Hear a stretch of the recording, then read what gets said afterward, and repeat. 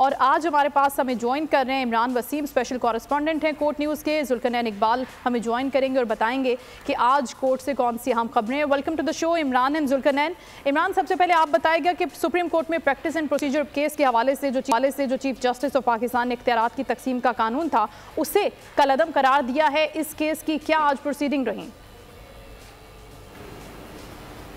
जी देखें, इस केस की जो आखिरी समाअत हुई थी 18 सितंबर को, उस रोज़ फुल कोर्ट ने यह हुक्म दिया था तमाम फरीकैन को कि आइंदा समाअत तो 3 अक्टूबर को होगी, लेकिन 25 सितंबर तक तमाम मुतलका फरीकैन, चाहे वो दरख्वास्त गुजारों की साइड से हैं चाहे वो जवाब दे वाली साइड से हैं, अपने अगर वो जवाबात जमा करवाना चाहते हैं या कोई जवाब देना चाहते हैं तो वो सुप्रीम कोर्ट में जमा करवा सकते हैं।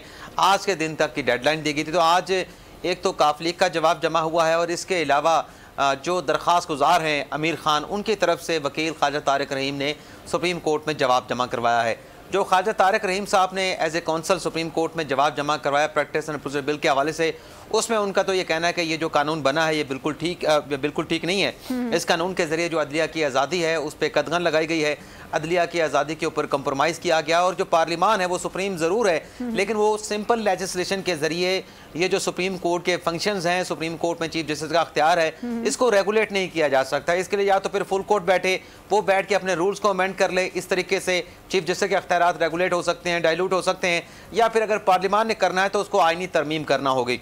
इस जवाब में उनकी ये इस्तदा है कि ये जो कानून बना है supreme court practice and procedure bill के नाम से, इस कानून को कलअदम करार दिया जाए। अब दूसरी साइड से मुस्लिम लीग काफ का जवाब आया है जिसमें काफ लीग ने इस कानून को सपोर्ट किया है और काफ लीग के वकील जाहिद इब्राहिम साहब अपने जवाब में ये कहते हैं कि ये कानून जो बना है इससे अदलिया की आज़ादी कम नहीं बल्कि अदलिया की आज़ादी में इजाफा हुआ है। इस कानून से अदलिया की आज़ादी को फ़रोग़ मिला है। तो ये कहना कि इस कानून के ज़रिए कोई करटेलमेंट की गई है, अदलिया के अख्तियारात को कम किया गया है, सवाबदीदी जो अख्तियारात हैं चीफ जस्टिस को, उन अख्तियारात को जो सीनियर जज साहबान हैं उनके साथ शेयर किया गया, तो लिहाजा इस कानून के खिलाफ जितनी दरख्वास्तें आई हैं इनको मुस्तरद किया जाए, इन दरख्वास्तों को खारिज किया जाए।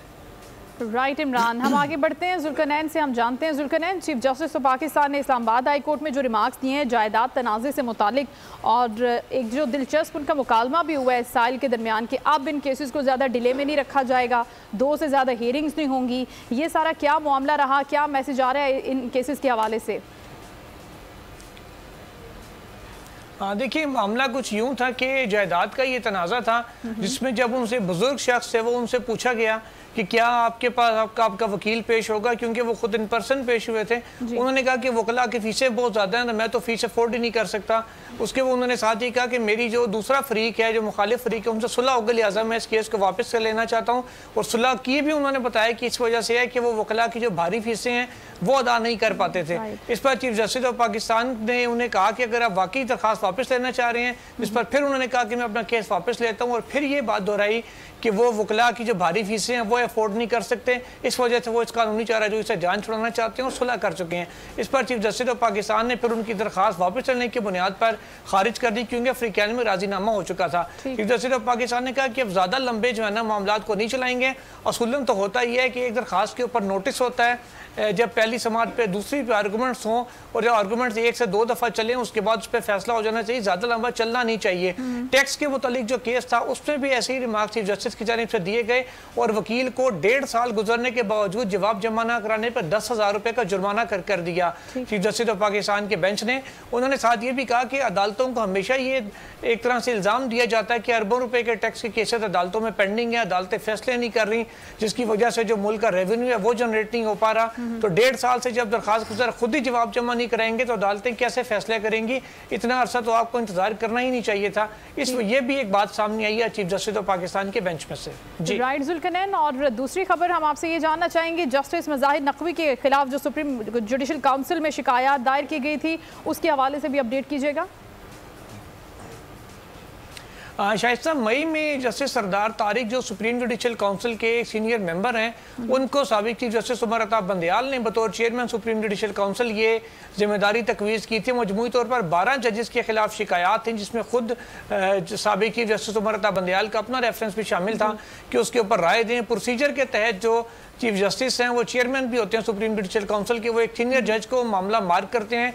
वो जब अपनी राय देते हैं कि बादी नज़र में केस बनता या नहीं, उसके बाद फिर इजलास इजलास बुलाने या ना बुलाने का फैसला होता है और उसी की रोशनी में आगे कार्रवाई को बढ़ाया जाता है। तो 2 जजेस जस्टिस एजाजुल एहसान और साबिक चीफ जस्टिस उमर अता बंदयाल के हवाले से तो क्लीन चिट जस्टिस सरदार तारिक पहले दे चुके हैं। अब मजीद 10 शिकायत जो थी, जिनमें जो सबसे अहम शिकायत थी वो तकरीबन 6 शिकायत थी जस्टिस मुज़ाहिर नकवी के खिलाफ, उनके ऊपर भी अपनी राय उन्होंने chairman supreme judicial council chief justice Qazi Faez साहब को भिजवा दी हैं। अब उसका राय का जायज़ा लेने के बाद वो फैसला करेंगे कि उन्होंने इजलास बुला के सुप्रीम जुडिशल काउंसिल का इस मामले को मजीद आगे बढ़ाना है, या फिर अगर राय ये हुई कि बादी नज़र में कोई केस नहीं बनता या ऐसे ठोस शवाहिद नहीं है दरख्वास्त गुजार के पास जिनसे कि जज का खासकर जस्टिस मुज़ाहिर नकवी का मिसकंडक्ट साबित होता हो, तो फिर सिंपल इन दरखास्तों को निपटा दिया जाएगा।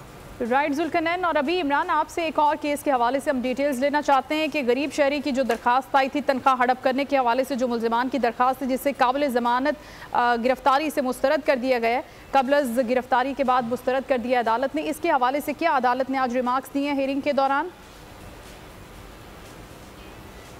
जी, ये भी 2 मुल्ज़मान थे, सरकार के मुलाजिम थे, महकमा तालीम के मुलाजिम थे। अच्छा। और एक मुलाजिम भर्ती किया गया जो कि मस्जिद में नमाज पढ़ रहा था, और वही 2 मुलाजमीन जिनकी आज जमानतों को रद्द किया गया है, बेल बिफोर की एप्लीकेशन थी, उनकी जानिब से उसे ऑफर किया गया था कि तुम्हें एजुकेशन के महकमे में नौकरी दिलवा देते हैं। तो नौकरी तो दिलवा दी गई, लेकिन 1 साल तक उसको तनख्वाह नहीं मिली।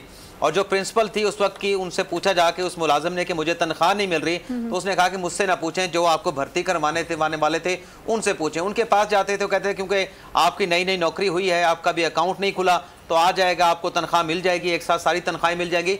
तो इस दौरान ये हुआ कि उस स्कूल के जो प्रिंसिपल थी वो जब ट्रांसफ़र होगी और नई प्रिंसिपल साहबा वहाँ पे आई, उससे जब बात की उस सरकारी मुलाजिम ने, गरीब सरकारी मुलाजिम ने, कि मुझे 1 साल से तनख्वाह नहीं मिल रही, मैं यहाँ पे नौकरी कर रहा हूँ, तो फिर उसने इस मामले की जब इंक्वायरी कराई तो इंक्वायरी से ये पता चला कि तनख्वाह तो उस गरीब मुलाजिम की आ रही है, लेकिन जो भर्ती करवाने वाले थे महकमा तालीम के अपने मुलाजमीन, वही उसकी तनख्वाह को हड़प कर रहे थे। तो आज इन दोनों मुल्ज़मान की जो जमानतों की दरखास्तें थी उनको रद्द कर दिया गया है।